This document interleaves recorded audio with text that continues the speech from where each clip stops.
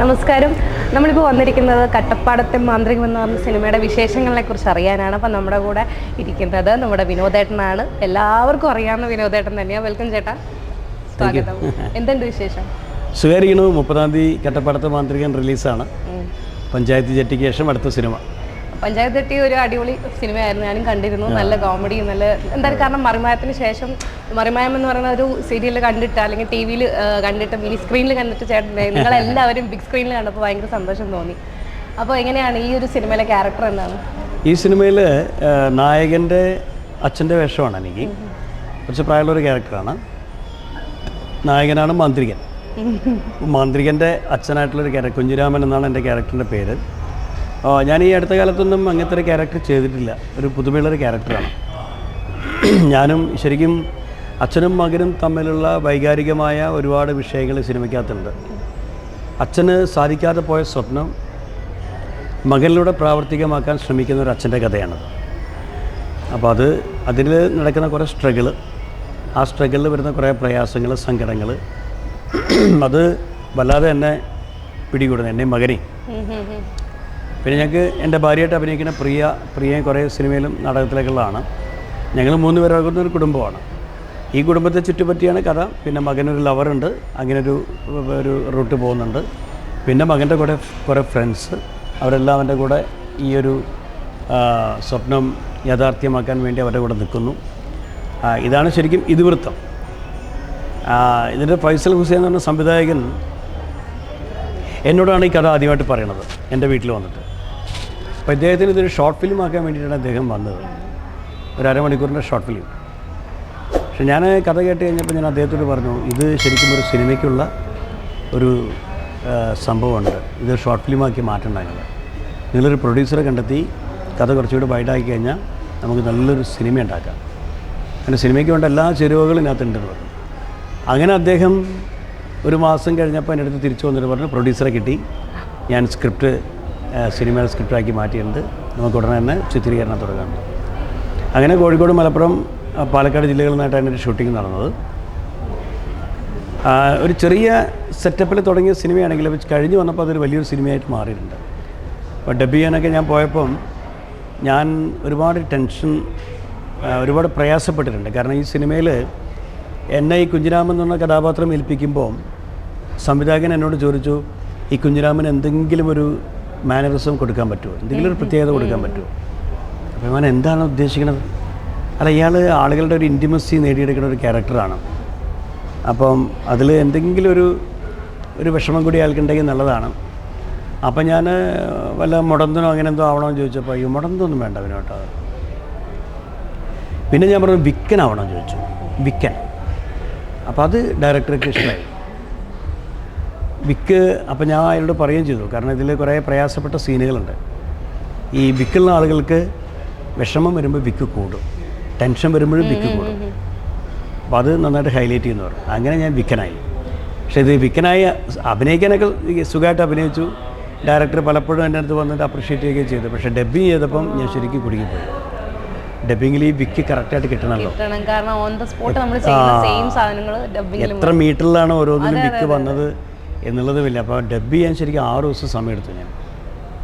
അപ്പോൾ അതൊന്ന് കാണുമ്പോൾ തന്നെ പക്ഷെ അത് കറക്റ്റ് ചെയ്ത് വന്ന് പിന്നെ എല്ലാ സീനുകളും കണ്ടപ്പോൾ എനിക്ക് തന്നെ ഭയങ്കര സന്തോഷം തോന്നി. കാരണം നന്നായിട്ട് ഫീൽ ചെയ്യുന്നുണ്ട്. ഇപ്പോൾ ഒരു സീനിൽ ഞാനും മകനും ഭാര്യയും കൂടെ ഉള്ളൊരു സീനുണ്ട്. ഞങ്ങൾ 3 പേരും കെട്ടിപ്പിടിച്ച് കരയുന്ന ഒരു നിമിഷം. അത് സിനിമയിലെ ഭയങ്കര ഹൈലൈറ്റാണ്. അവിടെ ശരിക്കും ആറാറും കൂടി കൊണ്ട് വന്നു കഴിഞ്ഞാൽ അത് ശരിക്കും ആ സീന് ഭയങ്കരമായിട്ട് ആളുകളുടെ മനസ്സിലേക്ക് കൊണ്ട് കത്തിക്കയറും. അപ്പോൾ അങ്ങനെയൊക്കെയുള്ളൊരു പ്രത്യേകത ഈ കുഞ്ഞിരാമൻ എന്ന് പറഞ്ഞ കഥാപാത്രത്തിനുണ്ട്. ഇദ്ദേഹം ഒരു കൂലിപ്പണിക്കാരനാണ്. ഒരു കൂലിപ്പണിക്കാരൻ്റെ സ്വപ്നമാണ് ഈ സിനിമ.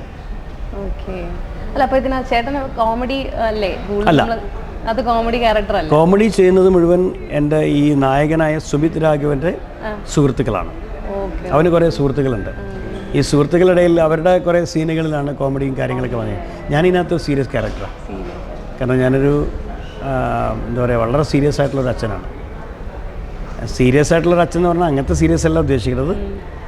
കുടുംബം പുലർത്താൻ വേണ്ടിയിട്ട് ഒരു സ്വപ്നം പൂവണിയാൻ വേണ്ടിയിട്ട് അഹോരാത്രം ശ്രമിക്കുന്ന ഒരു അച്ഛൻ. ചേട്ടൻ ശരിക്കും ഒരുപാട് സ്ട്രഗിൾ ചെയ്തല്ലേ ഈ ഫീൽഡിൽ വന്നേക്കുന്നത്, ഒരുപാട് കഷ്ടപ്പെടില്ലേ? അപ്പൊ ഇപ്പൊ അത് എന്ത് തോന്നുന്നു ഇപ്പൊ ഇവിടെ ഈ ഒരു ഇതിലിരിക്കുമ്പോൾ നമ്മളിപ്പോ ഒരുപാട് പ്രോജക്ട്സ് ചെയ്തിട്ടില്ലേ? ഇപ്പം ഞാൻ ഒരുപാട് സന്തോഷവാനാണ്. പക്ഷെ എന്നാലും ഞാനിപ്പോഴും ഞാൻ ഉദ്ദേശിക്കുന്നിടത്തേക്ക് എത്തിയിട്ടില്ല, ഇനിയും നീന്താനുണ്ട് എന്ന് തോന്നുന്നുണ്ട്. പക്ഷെ എന്നാലും പഴയ കാലങ്ങളെ അപേക്ഷിച്ച് നോക്കുമ്പോൾ ഞാനിപ്പം സുഖലോലുപനാണ്. കാരണം ഒരുപാട് പേരെന്നെ തിരിച്ചറിയുന്നു. കാരണം അത് MAT മ്യൂസിയം മറിമായും ഉണ്ടാക്കിയ 2 പേരുകളാണ്. ആ 2 പ്രോഗ്രാമിലൂടെയും എല്ലാവരുടെ മനസ്സിലും സ്ഥാനം പിടിക്കാൻ സാധിച്ചു എന്നുള്ളതാണ്. എവിടെ പോയാലും ആളുകൾ ആ മുസക്ക അല്ലെങ്കിൽ മൊയ്തുക്ക എന്ന് വിളിച്ചിട്ട് വിനോദം എന്നുള്ള പേരിലൊക്കെ ആൾക്കാർ മറന്നു. അപ്പോൾ അത് കേൾക്കുമ്പോൾ ഭയങ്കര അപ്പോൾ ട്രെയിനിലൊക്കെ യാത്ര ചെയ്യുമ്പോൾ എനിക്കൊരിക്കലും ട്രെയിനിൽ എനിക്ക് ട്രെയിനിലൊക്കെ കയറുമ്പോൾ പുസ്തകം വായിച്ചിരിക്കാനും പാട്ട് കേൾക്കാനൊക്കെ ഇഷ്ടം. പക്ഷേ ഇപ്പോൾ ജനങ്ങൾ സമ്മതിക്കില്ല. അവർ വന്ന് വിശേഷങ്ങളൊക്കെ ചോദിച്ച് ഭയങ്കര എനിക്ക് ഇഷ്ടമാണ്. കാരണം നമ്മളെ ഇഷ്ടപ്പെട്ട് സംസാരിക്കാൻ വരുന്ന ആളുകളല്ലേ. അപ്പം അതുകൊണ്ട് പണ്ട് മിമിക്രിക്ക് ഞാൻ ഒറ്റയ്ക്ക് 1 man ഷോ ചെയ്ത് 250 രൂപ റെമ്യൂണറേഷൻ കിട്ടിയ കാലമുണ്ട്. പിന്നീട് അങ്ങോട്ട് 2 man ഷോ ആയി, പിന്നെ അത് ട്രൂപ്പായി കഴിഞ്ഞപ്പോഴും ഒരു ട്രൂപ്പിൻ്റെ പ്രോഗ്രാം നടത്തി കഴിഞ്ഞാൽ നമുക്ക് കിട്ടുന്ന 1500 രൂപ 2000 രൂപയാണ്. ഇത് ഞങ്ങൾ ഡിവൈഡ് ചെയ്യും 4 പേര്. അങ്ങനെ ഒരു കാലം. എന്നിട്ട് അത് തലശ്ശേരിയും കണ്ണൂരൊക്കെ പ്രോഗ്രാം ഉണ്ടാവും. തിരിച്ചു വരാൻ ബസ്സിനാണ് പോകുക, അതൊന്നും വേറെ മാർഗ്ഗമില്ലല്ലോ. തിരിച്ചു വരുമ്പോൾ ബസ് ടൈം കഴിഞ്ഞിട്ടുണ്ടാവും. പിന്നെ വരുന്ന വണ്ടികൾക്കൊക്കെ കൈ കാണിക്കും, ഒരു വണ്ടി നിർത്തില്ല. ചില ലോറികളാണ് നിർത്തുക. ലോറികളിൽ ക്യാബിനിൽ കയറ്റില്ല, പുറകിൽ കയറിക്കോളും പറയും. പുറകിലിങ്ങനെ നിന്നിട്ട് യാത്ര ചെയ്ത് കോഴിക്കോട് വരെയൊക്കെ വന്നൊരു കാലമുണ്ട്. അല്ല, സ്ട്രഗിൾ ചെയ്ത ഒരു ആർട്ടിസ്റ്റ് ആകുമ്പോൾ അതിൻ്റെതായ ദൈവം അത് കാണുമല്ലോ. ദൈവം എല്ലാം നമ്മൾ ഹാർഡ് വർക്ക് ചെയ്യാൻ എത്രത്തോളം ഹാർഡ് വർക്ക് ചെയ്യുന്നു അത്രത്തോളം ദൈവം നമുക്ക് അതിൻ്റെ ഫ്രൂട്ട് തരുന്നതാണ്, അതിൻ്റെ ഫലം തരുന്നതാണ്. അതിൻ്റെ ഒരു ഫലമായിട്ടാണ് ഞാൻ ചേട്ടനിൽ ഇപ്പോൾ കാണുന്നത്. കാരണം മൂസാക്ക എന്ന് പറയുന്ന ഒരു ക്യാരക്ടർ തന്നെ കിടിലാണ്. അത് കണ്ടിരിക്കാൻ തോന്നും. ഞാൻ ഒന്നും തോന്നിയില്ലെങ്കിലും ഇക്കതിന് ഒരു എന്തെങ്കിലും ഒരു സംഭവം ഒന്ന് ഞങ്ങൾക്ക് പറഞ്ഞു തരും. ഇക്കയായിട്ട് മൂസാക്കയായിട്ട് ഒരു ചെറിയൊരു സംഭവം, ഒരു ഷോർട്ട് എന്തെങ്കിലും സംഭവം. മൂസാക്കയായിട്ട് പറയുമ്പോൾ കാലം വളരെ മോശമാണ് മോളെ നിഖിലേ. കാരണം ഇതിപ്പോൾ 21-ാം നൂറ്റാണ്ടാണ്. എന്തെത്താക്കി പറയണത്? ഇതൊക്കെ നമ്മളെ ദൈവത്തിൻ്റെ സ്വന്തം നാടെന്നാണ് നമ്മളെ നാടിനെ കുറിച്ച് ആൾക്കാർ പറയണത്. ഇപ്പോൾ അതാണോ? എന്തൊക്കെയാണ് നമ്മളെ നാട്ടിലിപ്പോൾ വന്നത്? സുനാമി വന്നില്ലേ, പ്രളയം വന്നില്ലേ, ഇപ്പോൾ ഇതാ ഉരുൾപൊട്ടിയിട്ട് എത്ര ആൾക്കാർ മയ്യത്തായി. ഇതൊക്കെ ലോകാവസാനത്തിൻ്റെ ആരംഭമാട്ടോ മോളെ, കണ്ടു പഠിച്ചോണ്ടി. ഇനിയിപ്പോൾ മുല്ലപ്പെരിയാർ കൂടി പൊട്ടിയാലുണ്ടല്ലോ നമ്മളൊക്കെ ഇങ്ങനെ കുത്തിരിക്കും അവിടെ. പൊട്ടാണ്ടൊക്കെ അതിന് വേണ്ടി പ്രാർത്ഥിക്കുക, അതാണ് നമുക്ക് ഏറ്റവും നല്ലത്. എനിക്കകത്ത് ഞാൻ പണ്ട് നമ്മൾ ടിക്ടോക്ക് റീലൊക്കെ ചെയ്യുന്ന സമയത്ത് ഈ ആ ഒരു ക്യാരക്ടർ ഉണ്ടല്ലോ, ഏറ്റവും കൂടുതൽ ആളുകൾ ടിക്ടോക്ക് ചെയ്തത് എന്നെ ചെയ്തിട്ടുണ്ട്. ഇതിന്റെ മറ്റേ പുള്ളിക്കാരുടെ മറ്റേ പൾസർ ഇല്ലേ, അൾസർ, അതാണ് ഏറ്റവും കൂടുതൽ ചെയ്തേക്കുന്നത്. അത് ഒരുപാട് വൈറലായിട്ടുണ്ടായിരുന്നു. അപ്പോൾ മറിമായും അതുപോലെ തന്നെ അടിപൊളിയായിട്ട് പോകുന്നു. ഇപ്പോൾ സിനിമകൾ, അടുത്ത സിനിമ പ്രൊജക്ട്സ് ഒക്കെ ഏതൊക്കെയാണ്? സിനിമ ഇനിയിപ്പം തുടങ്ങാനിരിക്കുന്നൊരു സിനിമ ഞാൻ നായകനായിട്ട് അഭിനയിക്കുന്ന ഒരു സിനിമയാണ്. ഒരു 4-5 പേര് എന്നെ നായകനാക്കിയിട്ട് സിനിമ ചെയ്യാൻ വേണ്ടി ആഗ്രഹിക്കുന്നുണ്ട്. കാരണം എനിക്ക് സീരിയസ് വേഷങ്ങൾ ചെയ്യാൻ ഒരുപാട് ഇഷ്ടമാണ്. ഞാൻ എൻ്റെ സ്റ്റാർട്ടിങ്ങൊക്കെ നാടകമായിരുന്നു. അപ്പോൾ നാടകത്തിലൊക്കെ ഞാൻ കോഴിക്കോട് കലോത്സവത്തിൽ 5 വർഷം തുടർച്ചയായിട്ട് ബെസ്റ്റ് ആക്ടറായ ആളാണ്. അതൊക്കെ സീരിയസ് നാടകങ്ങളായിരുന്നു. അപ്പോൾ സീരിയസ് വേഷങ്ങൾ ചെയ്യാൻ എനിക്ക് ഒരുപാട് ഇഷ്ടമാണ്. ഞാൻ എൻ്റെ കുറച്ച് ഷോർട്ട് ഫിലിമിലൊക്കെ ഞാൻ അങ്ങനത്തെ സാധനങ്ങൾ കാണിച്ചിട്ടുണ്ട്. എനിക്കൊരു ഇൻ്റർനാഷണൽ ഷോർട്ട് ഫിലിം ഫെസ്റ്റിവലിൽ ബെസ്റ്റ് ആക്ടർക്കുള്ള അവാർഡ് കിട്ടിയിട്ടുണ്ട്. അങ്ങനെയാണ് മമ്മൂക്കയുമായിട്ടുള്ളൊരു ബന്ധം ഉണ്ടാകുന്നതും മമ്മൂക്കയുടെ വർഷം സിനിമയിൽ ഞാൻ വേഷം ചെയ്യുന്നതൊക്കെ അങ്ങനെയാണ്. ഇപ്പോൾ വന്നിരിക്കുന്ന 4 കഥകളും അങ്ങനെ വന്ന കഥകളാണ്. അവർ കഥ എഴുതിയപ്പോൾ അവരുടെ മനസ്സിൽ ഞാനാണ്, ഇത് വിനോദ് ചെയ്താൽ നിൽക്കും എന്ന പ്രതീക്ഷയിലാണ് അവർ കഥ എഴുതി.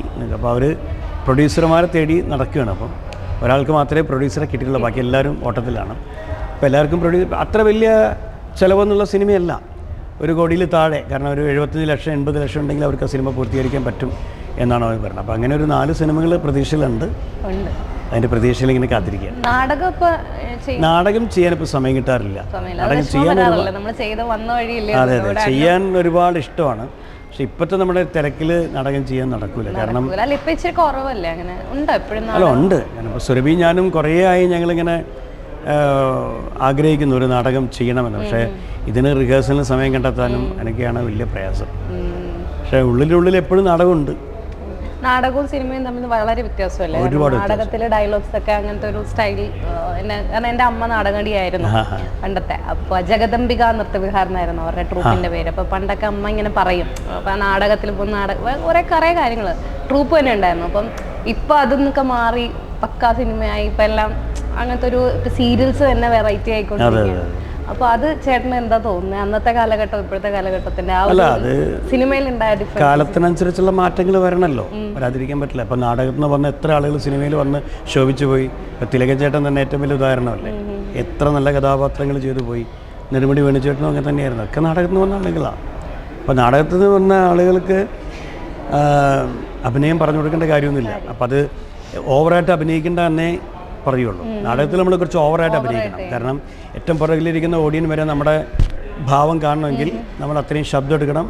സിനിമയിലായിട്ടൊന്നും ആവശ്യമില്ല, സോഫ്റ്റായിട്ട് അഭിനയിച്ചാൽ മതി. അഭിനയമൊക്കെ കറക്റ്റാണ്, പക്ഷെ എല്ലാം ഒന്ന് സോഫ്റ്റ് ആക്കി കഴിഞ്ഞാൽ സിനിമയായി. അപ്പം ആ ഒരു വ്യത്യാസം എപ്പോഴും. പക്ഷെ ഇപ്പോഴും നാടകത്തെ സ്നേഹിക്കുന്ന ആളുകൾ ഇഷ്ടം പോലെയുണ്ട്. കാരണം ഉത്സവപ്പറമ്പുകളിലൊക്കെ നാടകമില്ലാത്ത ഉത്സവപ്പറമ്പുകളില്ല. എത്ര നാടക ട്രിപ്പുകളുണ്ട് നമ്മുടെ നാട്ടിൽ. ആ, അവരൊക്കെ നാടകം കളിച്ച് ജീവിക്കുകയാണ്. ഒരു സീസൺ വന്നു കഴിഞ്ഞാൽ അവർക്ക് സന്തോഷമാണ്. അപ്പം ഏറ്റവും നല്ലൊരു, എനിക്ക് ഏറ്റവും ഇഷ്ടപ്പെട്ടൊരു മേഖല. കാരണം ഞാൻ എൻ്റെ കുട്ടിക്കാലം മുതൽ, ഞാൻ 4ാം ക്ലാസ്സിൽ പഠിക്കുമ്പോൾ മുതൽ നാടകത്തിൽ അഭിനയിച്ച് തുടങ്ങിയിട്ടുണ്ട്. ഞാൻ വലിയ വലിയ നാടകങ്ങളിലാണ്. പാട്ടബാക്കി, പാഠം 2, ഭാരതം, ചന്ദ്രോത്സവം, കരിനിഴൽ, ശകുനി, അങ്ങനെ കുറേ നാടകങ്ങൾ ഞാൻ അഭിനയിച്ചു. പിന്നെ സ്കൂൾ കാലഘട്ടങ്ങളിൽ കോളേജിൽ കിടന്നപ്പോൾ കോളേജ് കാലഘട്ട നാടകങ്ങളായി. കുറച്ച് യൂത്ത്, അപ്പം ഈ അമേച്ചർ നാടകങ്ങൾ ഒരുപാട് ചെയ്തു. അങ്ങനെ നാടകത്തിനോട് വല്ലാത്തൊരു ക്രേസായിരുന്നു. ഈ മൂവി സിനിമ ഫീൽഡിലേക്ക് വന്നപ്പോൾ ചേട്ടന് ഏറ്റവും കൂടുതൽ സന്തോഷം കിട്ടിയ ഒരു നിമിഷം ഏതായിരുന്നു?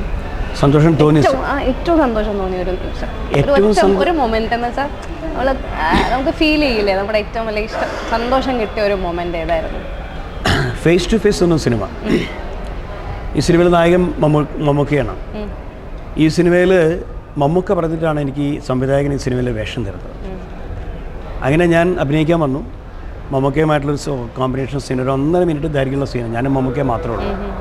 ഞാനാണ് ഫുൾ ഡയലോഗ് പറയേണ്ടത്. മമ്മൂക്ക മുകളിൽ കേൾക്കുകയുള്ളൂ. കാരണം ഒരു വലിയ വീട്ടിലേക്ക് ഒരു കേസന്വേഷണമായിട്ട് വരികയാണ് മമ്മൂക്ക. ഞാൻ ആ വീട്ടിലെ വേലക്കാരനാണ്. വീട്ടിൽ വേറെ ആരുമില്ല. അപ്പം എന്നോടാണ് കാര്യങ്ങളൊക്കെ ചോദിച്ച് മനസ്സിലാക്കുന്നത്. അപ്പോൾ ഡയറക്ടർ വി എം വിനു സാറാണ്. വി എം വിനു സാറായിട്ട് ഞാൻ 3 തവണ റിഹേഴ്സൽ ചെയ്തു. ഇനി മമ്മൂക്ക വരും, നീ ചതിക്കരുത്, എൻ്റെ കയ്യിലാണ് എന്നൊക്കെ പറഞ്ഞിട്ടാണ് മമ്മൂക്ക വന്ന് നമുക്ക് റിഹേഴ്സൽ ചെയ്യാം. അങ്ങനെ മമ്മൂക്ക വന്നു, നോക്കില്ലേ ചോദിച്ചു, എടുക്കില്ലേ? അപ്പോൾ ഡയറക്ടർ പറഞ്ഞു, നമുക്ക് ഒരു റിഹേഴ്സൽ പോവാം അല്ലേ? ഹേയ്, റിഹേഴ്സലിലേക്ക് ആവശ്യമുണ്ടോ വിനോദ്? റിഹേഴ്സലിൻ്റെ ആവശ്യമുണ്ടോ? ഞാൻ പറഞ്ഞില്ല എന്ന് പറഞ്ഞു. എനിക്ക് ഭയങ്കര കോൺഫിഡൻസ് ആയിരുന്നു. അപ്പോൾ ഡയറക്ടർക്ക് ഒരു പേടി വന്നു. റിഹേഴ്സലിന് ആവശ്യമില്ല, നിങ്ങൾ ക്യാമറ വെച്ചോ, വിനോദ് ചെയ്തോളുന്നു. ക്യാമറ വെച്ചു, ഞാൻ ചെയ്യാൻ തുടങ്ങി. 1.5 മിനിറ്റ് ഉണ്ട് സീനായി. ഈ 1.5 മിനിറ്റും ഡയലോഗുകൾ പറഞ്ഞ് അവസാനം മമ്മക്കയോട് നിങ്ങൾ ഇവിടെ ഇരിക്കി, ഞാനിതൊന്ന് ഫില്ല് ചെയ്തിട്ട് വരാമെന്ന് പറഞ്ഞാൽ ഗ്ലാസ്സിലേക്ക് ഇനിയും മദ്യം ഒഴിച്ചിട്ട് വരാമെന്ന് പറഞ്ഞ് ഞാൻ റൂമിലേക്ക് എക്സിറ്റ് ആവും. അതുവരെയാണ് സീന്. ഈ എക്സിറ്റായി കഴിഞ്ഞിട്ട് ഞാൻ ഉള്ളിൽ പോയിട്ട് ഇങ്ങനെ നെഞ്ഞത്ത് കൈവച്ച് നിൽക്കുകയാണ്. ഈശ്വര, കുഴപ്പങ്ങളൊന്നും ഉണ്ടാവരുതേ, ഓക്കെ ആവണേ എന്ന്. അവിടെ കട്ട് പറഞ്ഞ് കഴിഞ്ഞ ഉടനെ ഒരു ക്ലാപ്പ് കേൾക്കണം. ഞാൻ ഒറ്റ ക്ലാപ്പ്, ഒരു സിംഗിൾ ക്ലാപ്പ്. ഞാൻ വേഗം ഈ എക്സിറ്റായ റൂമിൽ നിന്ന് വന്ന് നോക്കുമ്പോൾ മമ്മൂക്കയാണ് ക്ലാപ്പ് ചെയ്യണത്. പിന്നെ ഈ ക്ലാപ്പ് എല്ലാവരും ഏറ്റെടുക്കുകയാണ്. ഫുൾ ക്രൂ ക്ലാപ്പ് ചെയ്യുന്നു. ഞാനിങ്ങനെ കൈകൂപ്പിക്കൊണ്ട് വരണം. അപ്പം മമ്മൂക്ക എന്നെ കിട്ടി പിടിച്ചിട്ടേ ഈ ഡയറക്ടറോട് പറഞ്ഞൊരു ഡയലോഗുണ്ട്, ഇവനൊക്കെയാണ് നടൻ, ഇവനൊക്കെ പരിചയപ്പെടുത്താൻ ഞാൻ ചേമ്പിൽ നിന്ന് വരേണ്ടി വന്നു. കോഴിക്കോട്ടുകാരനായ നിനക്ക് കണ്ടെത്താൻ പറ്റിയില്ല, വെറുതെ ഒരാളെ ഞാൻ പരിചയപ്പെടുത്തില്ല, കണ്ടില്ലേ, ഒറ്റ ടേക്കിൽ ഓക്കെ ആക്കി കണ്ടില്ല. പറഞ്ഞാൽ ഞാൻ മമ്മൂക്കയുടെ കാലിട്ടിട്ട് പറഞ്ഞു, മമ്മൂക്കാണ്ട് കെട്ടിപ്പിടിച്ചു. അതൊരു നിമിഷമായിരുന്നു. കാരണം ആ ഒരു കയ്യടി ഉണ്ടല്ലോ, എനിക്ക് കിട്ടിയ കയ്യടി നമുക്ക് കിട്ടിയ ഏറ്റവും വലിയ മോട്ടിവേഷനാണ്. സത്യം, ഇപ്പോഴും മറക്കില്ല ഞാനത്. മറക്കില്ല. അത് ചേട്ടൻ്റെ കണ്ണിൽ തന്നെ ആ ഭാവങ്ങൾ ഞാൻ കണ്ടു അന്ന് ചെയ്തതിൻ്റെ ആ ഒരു സന്തോഷവും. എന്തായാലും ഒരുപാട് സന്തോഷം ചേട്ടാ, ഇത്രയും നേരം നമുക്ക് വേണ്ടി സമയം ചെലവഴിച്ചതിന്. ഇനിയും നല്ല നല്ല പ്രൊജക്ട്സ് വരട്ടെ. അതുപോലെ മറിമായം ഇനിയും മുമ്പോട്ട് പോവട്ടെ. മറിമായ ഞങ്ങൾ വയസ്സാണ് വരെ ഞങ്ങൾക്ക് പ്രായമാവണവരെ മറിമായ നടക്കും. അതെ. അപ്പോൾ അതുകൊണ്ടാവട്ടെ, പുതിയ സിനിമകൾ അടിപൊളി. ഇനി ചേട്ടന് ഇഷ്ടമുള്ള ക്യാരക്ടേഴ്സ് ഒക്കെ ചെയ്യാൻ പറ്റട്ടെ. കോമഡി മാത്രമല്ല, സീരിയസും വില്ലനും ഒക്കെ ആയിട്ട് വരാൻ പറ്റട്ടെ ആശംസിക്കുന്നു. താങ്ക് യു സോ മച്ച് ചേട്ടാ. Thank you.